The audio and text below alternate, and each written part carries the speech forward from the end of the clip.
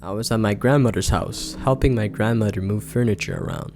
She became my mother figure after the death of my mother when I was young, and I had been staying with her ever since my car accident.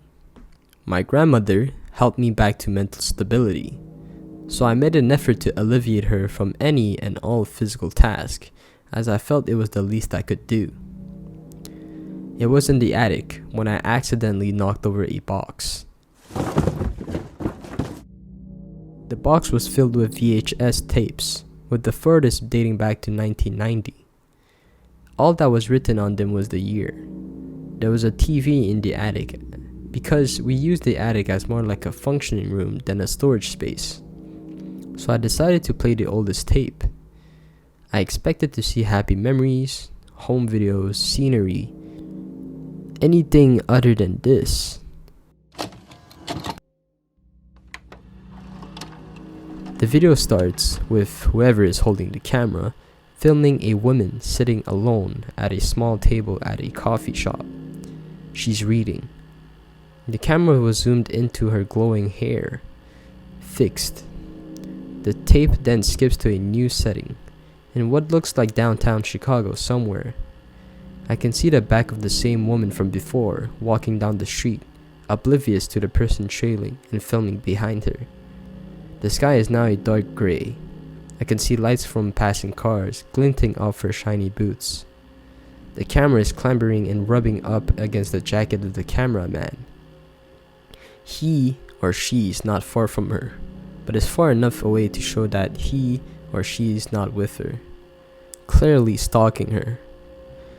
The scene lasted maybe 5 minutes of the monotonous walking, until it shifted to the woman now bound and stowed in the trunk of a car. She was taped up, unable to speak.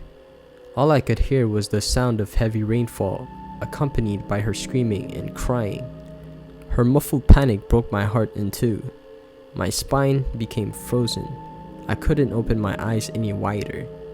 Any moment the film could shift to something so much more grotesque, so morbid, so life-changing, and I could do nothing but watch in horror. I saw a black gloved covered hand sprout from behind the camera, slam the truck door closed, trapping her inside. It's now clearly night. The next scene skips to the woman, now beaten and bloody while tied to a chair. The location looks to be a warehouse somewhere.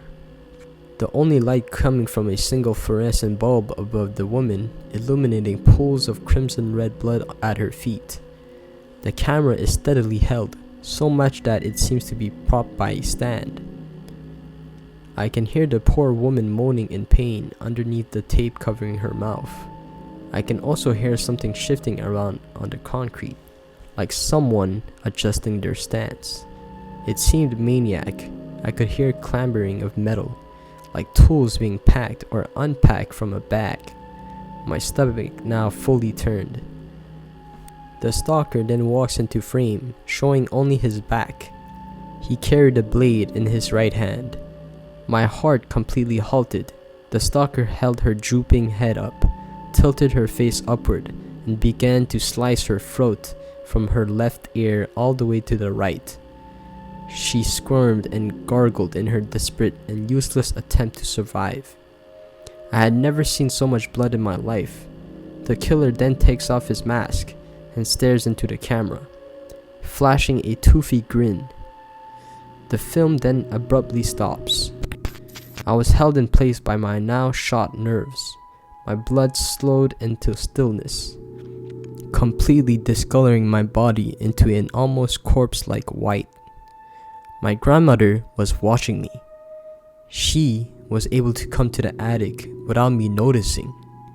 She shakingly tried to console me from across the room. Struggling to form words through the river of tears streaming down her face, she said she didn't want me to be ever reminded of who I was before my accident.